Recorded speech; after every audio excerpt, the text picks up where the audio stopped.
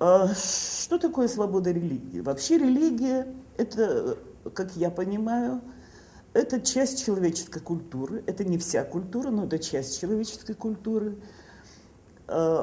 И коль скоро человечество тысячи лет от этой культуры не отказывается, то нельзя сказать, некоторые говорят, спрашивают, хорошо это или плохо. Я полагаю, вот мое мнение, что это не хорошо и не плохо. Так же, как не хорошо и не плохо деторождение, дыхание. Это естественное состояние человечества, это часть его культуры. Международное сообщество выработало определенные стандарты в сфере свободы религии. Множество история показывает нам, что многие войны проходили на религиозной почве. Ну, за исключением войн, скажем, 19-20 веков.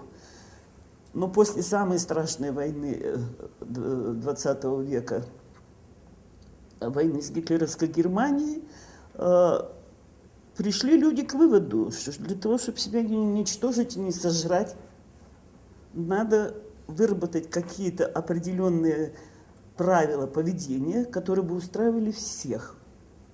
И выработали всеобщую декларацию прав человека, которую в 1948 году приняли в Париже. Вот ей недавно исполнилось 60 лет декларации. На основе этой декларации позднее был выработан и принят Организацией Объединенных Наций пакт о гражданских и политических правах. И сопутствующие ему документы, как толкование различные комитеты по правам человека, они называются «Замечания общего порядка», и ряд других документов, их надо в совокупности все смотреть. И чуть позже целый ряд документов ОБСЕ, когда появилась организация ОБСЕ. В них свобода религии толкуется как часть общего понятия свобода мысли и совести. Человечество пришло к пониманию, что каждый, сейчас я формулирую это понятие так, как оно сформулировано в 18 статье Пакта о гражданских правах. Каждый имеет право на свободу мысли, совести и религии. Это право включает в себя свободу иметь или не иметь, или изменять свои убеждения, в том числе религиозные, а также выражать их единолично и сообща с другими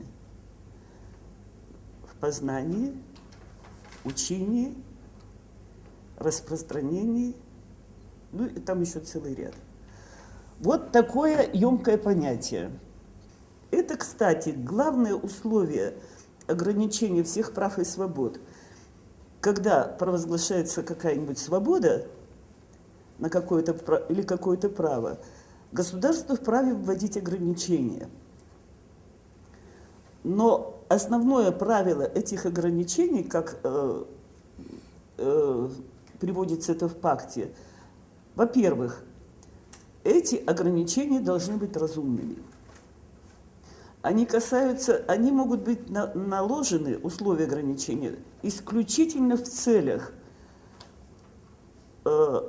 защиты прав и свобод других людей, во-первых. Во-вторых, целостности, безопасности государства. И в-третьих, нравственности населения.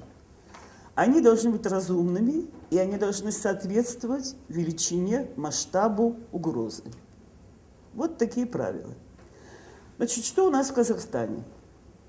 В Казахстане у нас, товарищи, я бы сказала, в этом отношении ситуация довольно странная, мягко говоря. Мы привыкли к тому, что Казахстан позиционируется в мире как государство чрезвычайно толерантное, то есть терпимое, многоконфессиональное, многоэтническое. Мы претендуем на роль учителя всех стран и народов, как строить этнокультурную и религиозную толерантность и стабильность общества. У нас действует, по последним официальным данным бывшего комитета по делам религии, около 4500 зарегистрированных религиозных объединений, из них 2300 исламских, 1370 протестантских христианских, 288 православных христианских, 88 католических, около 80 лютеранских, около между 15 и 20 иудейских и примерно столько же восточных религий, кришнаиты, буддисты, ну и так далее. И тех, кого называют в последнее время нетрадиционными, так называемыми. Как видите, полный букет. 46 наименований религиозных конфессий. 4500 объединений, то есть тех, кто имеет статус юридического лица, зарегистрировано официально действующие. Самые разные. Кроме того, имеется около 190 незарегистрированных, то есть не имеющих статуса юридического лица, и около 300 миссионеров. Вот такова религиозная картина сегодня. Сколько у нас верующих? Вот тут я бы хотела поговорить немножко об одном мифе. Много приходится читать и слышать, что Казахстан переживает религиозный бум. Вот именно не бум, а бум, религиозный бум, что количество верующих растет несоразмерно потребностям общества, что к нам приходят какие-то инородные религии, которые разрушают менталитет исторически казахского народа. Значит, сколько верующих? Духовное управление мусульман говорит,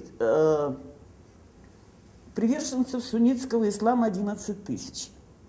Простите, 11 миллионов. Православная русская церковь говорит, приверженцев православия 7 миллионов. Это на всех уровнях официально не заявляют. Итого 18. Население у нас, как известно, 16 пока что. Причем верующими можно считать людей только взрослых, старше 18 лет, тех, кто определился.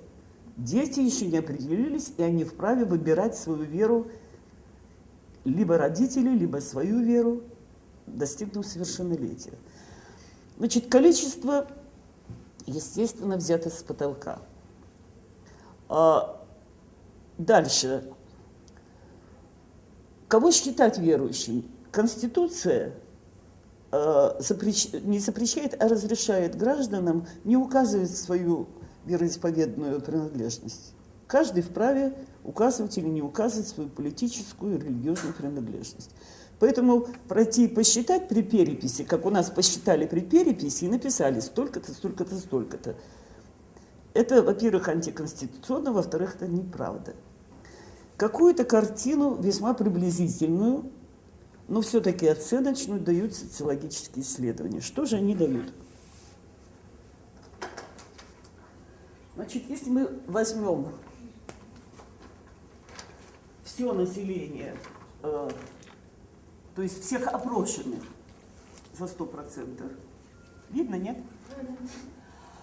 За 100%, значит, по опросу я оперирую данными тех социологических компаний, которые имеются в нашем распоряжении, которым мы доверяем, и видели их динамики, такие серьезные, как Конкор и Евразия и другие, то есть которых трудно заподозрить в заданности. Определили свое отношение к религии примерно, по некоторым данным, 50% опрошенных, по некоторым 60%. Ну, возьмем чуть больше 50%. Вот так вот. Но поскольку результаты социологических опросов, конечно, с большой натяжкой можно распространять на все население, но они дают качественную картину. Не определили своего отношения. То есть, что значит определили? Человек на вопрос, принадлежите вы к какой-нибудь конфессии, он отвечает «да». Какой его не спрашивают. Принадлежите ли вы к какой-нибудь конфессии? Отвечают «нет, я атеист». От 25 до 30% атеисты.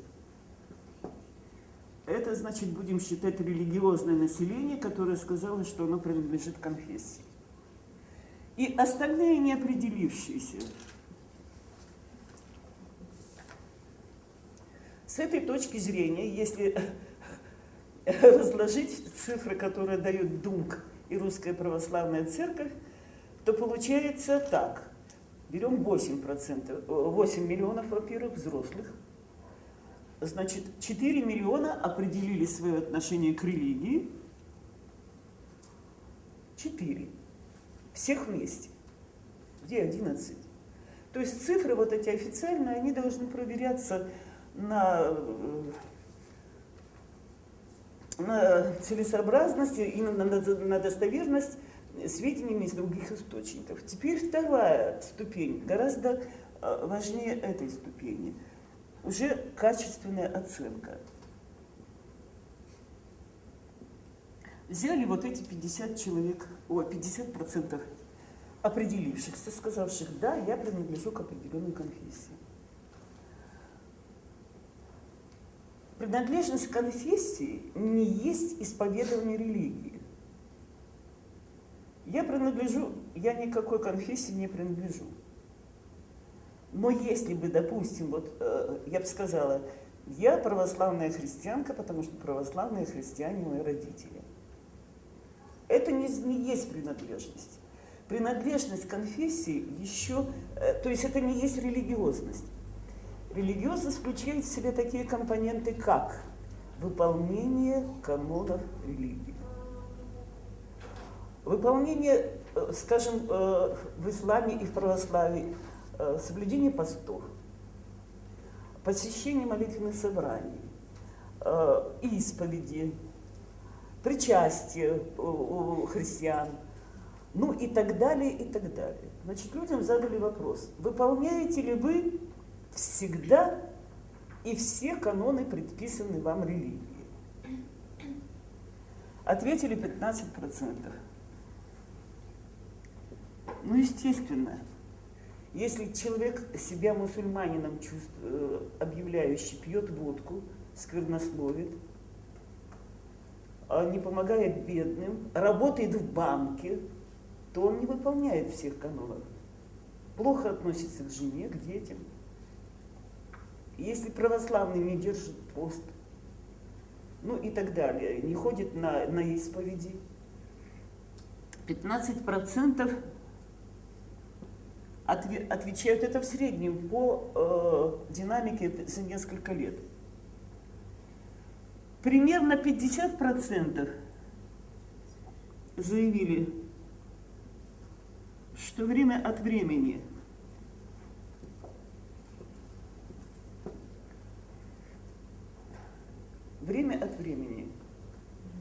и остальные признались, что вообще-то не выполняют. Вот все остальные 50 и 15, 65, а 35% не выполняют канонов всех предписанных им религий. То есть они нерелигиозные люди. Поэтому разговоры о количестве верующих, тем более о принадлежности к каким-нибудь конфессиям, это очень сложные разговоры. Вот сравните, пожалуйста, когда мы говорим о доминировании у нас ислама, тем более суннитского толка, и православия, и сравниваем просто количество объединений, зарегистрированных организаций. Исламских 2500, я говорила, и 1300-1400 протестантских христианских, то есть сопоставимые цифры, один порядок. Русских православных меньше 300. Где доминирование? Доминируют ли они в культуре или еще что-то, об этом трудно говорить. Вот это очень большой миф. И еще один миф, о котором я хотела вам просто очень мало времени поговорить, это миф об так называемой угрозе исламского экстремизма.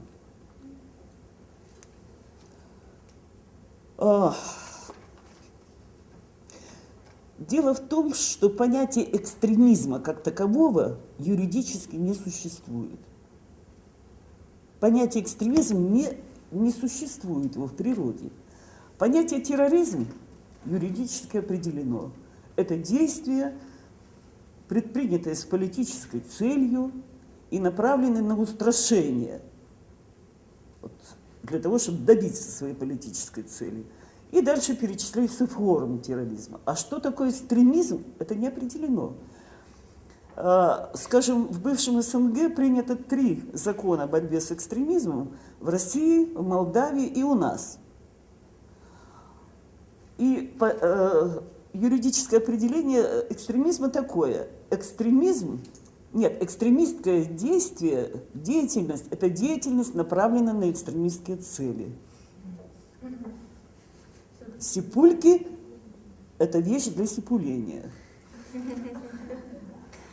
То есть оно не определено, а тем более, но в общественном сознании настолько уже культивируется это понятие, что мы запросто говорим, они экстремисты. Они экстремисты. Есть понятие экстремалы. Понятие экстремизм – это вообще род поведения в крайних формах выражения. Поэтому тот, кто прыгает с парашютом, он экстремист, он экстремал. А тот, кто рвет флаг на площади в знак протеста, это он тоже, можно сказать, что его действия экстремистские. Но говорить о том, что экстремизм может быть религиозным, информационным, там еще каким-то, как у нас в законе определено, это не имеет никакого абсолютно смысла. Тем более, когда это связывают с людьми, еще не совершившими официально, то есть зафиксировано, никаких противоправных действий. Я вам приведу только один пример и оставлю время для вопросов, потому что предвижу, что они, наверное, должны возникнуть. Последняя история в Атырауской области. Да? В Атырауской или в Актюбинской троице? В Актюбинской, да. Убиты 9 религиозных экстремистов при задержании. При попытке сопротивления была отдана команда на огонь на поражение. Ну, начнем с того, что поразить можно в ногу, в руку. Поражение в грудь и в голову – это расстрельный выстрел. Начнем с этого. Получается де-факто, что мы имеем случай с 9 жертвами внесудебной казни. Это де-факто. Почему я так говорю? Потому что, называя их религиозными экстремистами, нам с вами на обществу не предъявляют никаких доказательств совершенных ими противоправных действий. А именно, следствия не было, суда не было, приговора не было. И называть их религиозными экстремистами нет никаких законных оснований. Мое глубокое убеждение в том, что я глубоко убеждена в том, что человека нельзя наказывать превентивно, пока он не совершил противоправных действий, запрещенных законом. А за что их расстреляли? Что такое превентивное? За что их расстреляли вообще? Их расстреляли при задержании. Что они делали? За что? Значит, сначала им предъявили, видно, что не начитанные, не очень. Сначала объяснили, кстати, очень большие расхождения между объяснениями полиции были и прокуратуры. Объявили, что это банда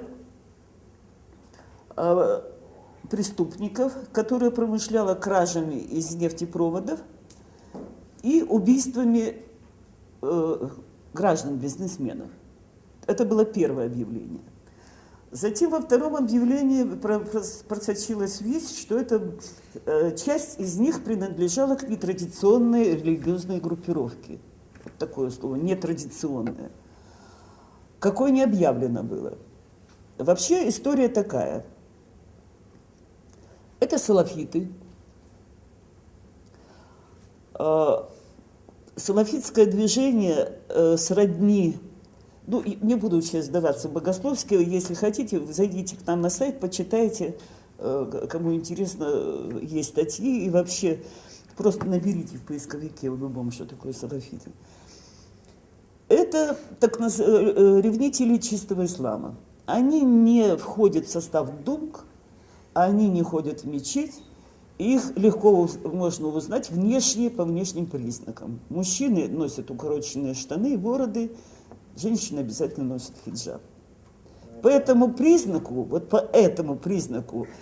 вслед за этой операцией в Астане была проведена широкомасштабная операция, когда было выловлено 250 людей, подозреваемых в религиозном экстремизме.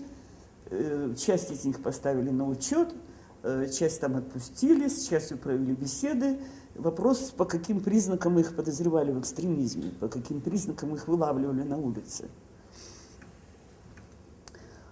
Так что с теми же людьми, кто сегодня находится в местах заключения по обвинению в религиозном экстремизме и в подозрении в подготовке террористических актов, а их довольно много, их несколько сот, имеются тоже большие вопросы, имеются большие проблемы. Проблема вот в чем, что все эти дела велись в закрытом режиме, закрытое следствие, закрытое слушание, закрытое оглашение приговоров, приговора судебные недоступны для изучения, поэтому трудно судить, что там было, что за подготовка террористических актов. Я к чему это вам рассказываю? К тому, что вот это нагнетание, это очень похоже на нагнетание общественного психоза, угрозы перед некой мифической угрозой со стороны верующих. Сегодня это адресуется мусульманам, не входящим в думк. И нам объясняют, что все они нехорошие, они плохие, у них растут рога, копыта и хвосты. 8 лет назад это касалось неправославных христиан. Можете мне поверить, потому что у нас статистика, мы ведем эти дела и наблюдения. Баптистов называли ваххабитами или злостными баптистами, и излавливали и давили как только могли. То есть у нас в стране сегодня, с одной стороны, мы